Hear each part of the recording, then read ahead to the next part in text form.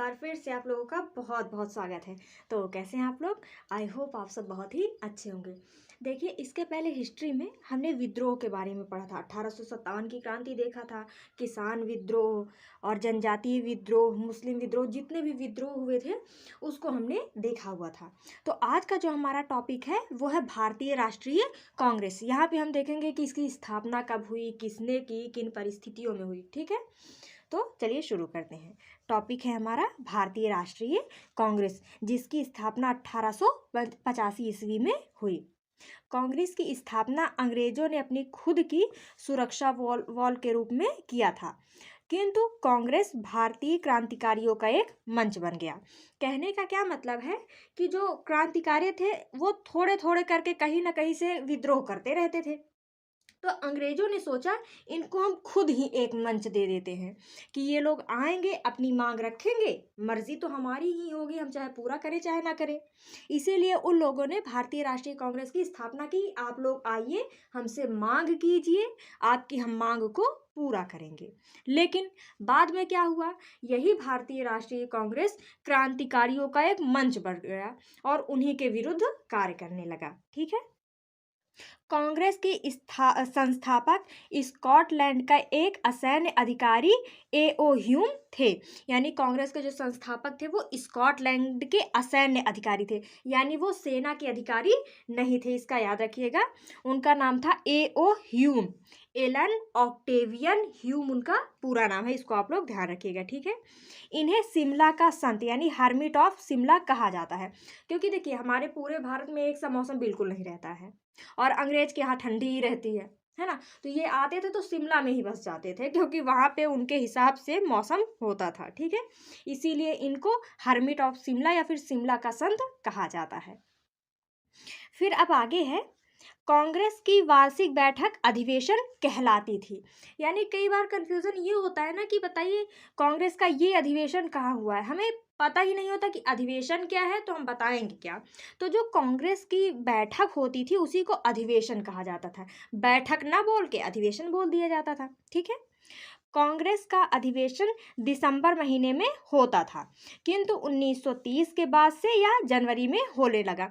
यानी 1885 से लेकर 1929 तक भारतीय राष्ट्रीय कांग्रेस की समस्त बैठक दिसंबर महीने में ही होती थी, लेकिन 1930 से ये बैठक जनवरी में होने लगी। ठीक है, फिर अब आगे है, कांग्रेस अधिवेशन के पहले अध्यक्ष व्योमेश चंद्र बनर्जी या फिर डब्ल्यूसी बनर्जी थे। तो जो पहले पहले चीज़ें होती हैं उनको आप लोग तो जरूर याद रखेगा।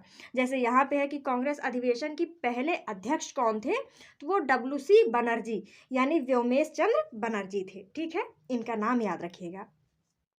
फिर अब आगे है, कांग्रेस का पहला अधिवेशन पूना में प्रस्तावित था, किंतु वहां प्लेग फैल जाने के कारण इसे मुंबई के गोकुलदास तेजपाल संस्कृत विश्वविद्यालय में आयोजित किया गया। कहने का ये मतलब है कि जो पहला वाला अधिवेशन था वो ये हुआ, चलो जो पहला अधिवेशन होगा वो पूना में किया जाएगा। लेकिन समस्या क्या हुई, पूना में प्लेग फैल गया, और ये भी आज के कोरोना वाली बीमारी की तरह ही छुआछूत की बीमारी या फिर इससे भी बहुत भयंकर बीमारी होती थी। जो प्लेग था वो बहुत ही बुरी बीमारी उस समय की मानी जाती थी, इसको काली मौत बोला जाता था। तो पूना में तो प्लेग फैल गया, तो अब क्या किया जाए, तो पूना से शिफ्ट करके जो कांग्रेस की पहली बैठक थी वो बम्बई में की गई, और कहाँ पे, गोकुलदास तेजपाल संस्कृत विश्वविद्यालय में। ठीक है, और जो पहली बैठक हुई यानी कांग्रेस का पहला अधिवेशन हुआ उसमें कुल 72 प्रतिनिधियों ने भाग लिया। कांग्रेस की स्थापना जब 1885 ईस्वी में हुई उस समय भारत का वायसराय लॉर्ड डफरिन था। लॉर्ड डफरिन को तो याद रखिएगा, क्योंकि ये भी पूछ लिया जाता है कि बताइए जब भारतीय राष्ट्रीय कांग्रेस की स्थापना हुई तो उस समय भारत का वायसराय कौन था, तो वो था लॉर्ड डफरिन। देखिए यहाँ पे वायसराय किया गया है, क्योंकि देखिए 1857 के बाद से ही जो गवर्नर जनरल का पद था वो वायसराय हो गया। इसीलिए जब 1885 में भारतीय राष्ट्रीय कांग्रेस की स्थापना हुई तो उस समय वायसराय लॉर्ड डफरिन था। इस डफर को याद रखिएगा, क्योंकि इसी डफर के समय भारतीय राष्ट्रीय कांग्रेस की स्थापना हुई। ठीक है, फिर अब आगे है, कांग्रेस के पहले 20 साल का काल उदारवादी काल कहलाता है, क्योंकि इस समय कांग्रेस अंग्रेजों के हाँ में हाँ मिलाती थी। उदारवादी काल को बाल गंगाधर तिलक ने राजनीतिक भिक्षा का काल कहा है, क्योंकि देखिए अंग्रेजों ने इसकी स्थापना इसी मकसद से की थी कि ये लोग हमारे सामने मांग लेके आएंगे, हम उसको पूरा करेंगे, ये लोग हमसे रिक्वेस्ट करेंगे, हमारा मन हम करे चाहे ना करें। इसीलिए उस समय के काल को 1885 से लेकर 1905 तक के कार्यकाल को उदारवादी काल कहा जाता है, और बाल गंगाधर तिलक ने इस उदारवादी काल को राजनीतिक भिक्षा का काल कहा है, क्योंकि इनके हिसाब से मतलब भीख ही मांगा जाता था। एक हिसाब से हम अपने ही देश में हैं, हमारा अधिकार है हर चीज़ पे, लेकिन फिर भी हम रिक्वेस्ट करते थे, एक हिसाब से वो भिक्षा ही हो गई। इसीलिए बाल गंगाधर तिलक ने इस पीरियड को 1885 से 1905 ईस्वी तक के पीरियड को राजनीतिक भिक्षा का काल कहा है।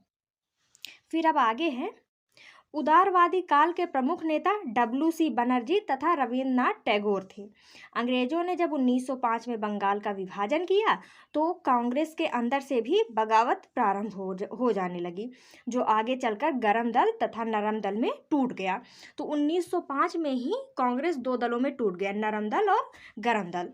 तो ये था भारतीय राष्ट्रीय कांग्रेस, उसकी स्थापना कैसे हुई, उन सब के बारे में यहाँ पे डिस्कस किया गया है। तो अब अगले वीडियो में हम बंगाल विभाजन के क्या कारण थे, क्यों किया गया, वो सब हम डिस्कस करेंगे। तो मिलते हैं नेक्स्ट वीडियो में। Thank you.